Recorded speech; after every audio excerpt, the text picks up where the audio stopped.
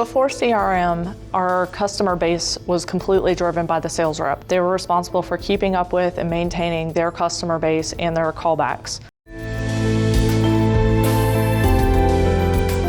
What we have now with the Dynamics CRM product, the reps get prompted when to make the calls. If the rep leaves, even if the rep doesn't leave, the manager has the option in their role as manager to go in and reassign those callbacks. My surprise with CRM was the ease of using it. I can go in and see all of the calls that my reps have.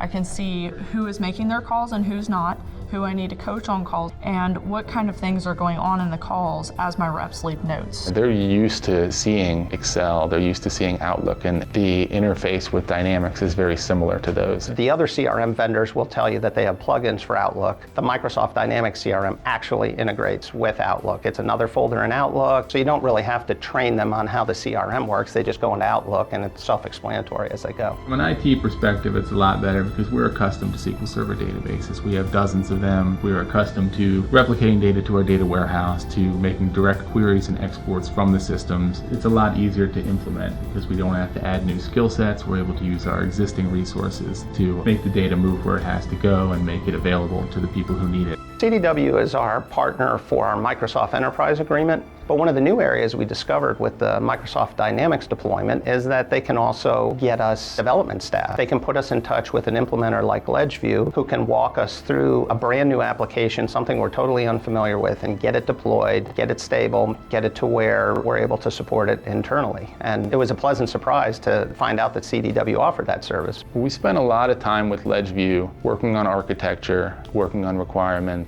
and making sure that what we were building was something that we were going to be able to expand and scale up. Not only do you want to build this three-dimensional picture of your customer, but you also want to have the other metrics. Who's using the system? How effective are they with the system? What kind of feedback are we getting from the customers? You want that information to move up the chain, all the way to the executive suite if you can. If you have the data, you have customer data, you have billing data, you have demographics data. You can put all that data together in CRM and you can really do anything that you can imagine. There are so many benefits that come out of knowing your customer and reaching out to them and communicating with them that I can't imagine having a business nowadays that doesn't have CRM as a focus.